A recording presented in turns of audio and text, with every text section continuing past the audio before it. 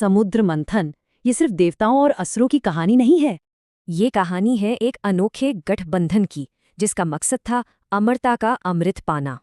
इसकी शुरुआत किसी लड़ाई से नहीं, बल्कि एक श्राप से हुई थी।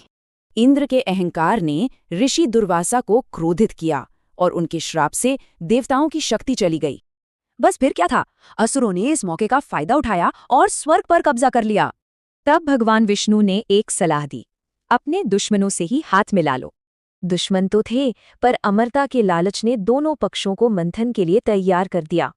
तो तैयारी हुई, मंदार पर्वत बना मथनी, वासुकी नाग रस्सी और आधार बने खुद विष्णु। मंथन शुरू तो हुआ, लेकिन अमृत के पहले कुछ और ही निकल आया। ये था हलाहल विष, इतना खतरनाक कि पूरी सृष्टि तबाह हो सकती थी।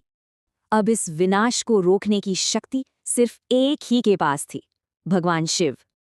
और शिव ने सृष्टि को बचाने के लिए वो पूरा विष पी लिया। इसी वजह से उनका गला नीला पड़ गया और वो हमेशा के लिए नीलकंठ कहलाए।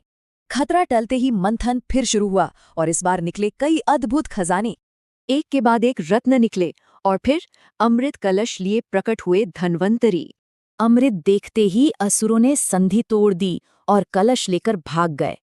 तब विष्णु ने एक चाल चली, वो बन गए मोहिनी, एक बेहद खूबसूरत स्त्री।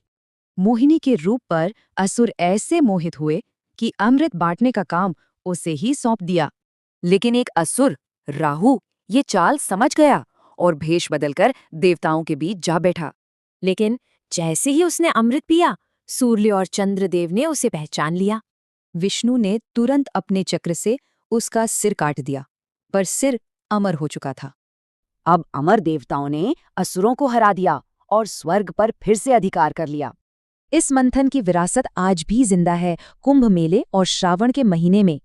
ये कहानी बताती है कि सृष्टि में अच्छे बुरे का मंथन हमेशा चलता रहता है।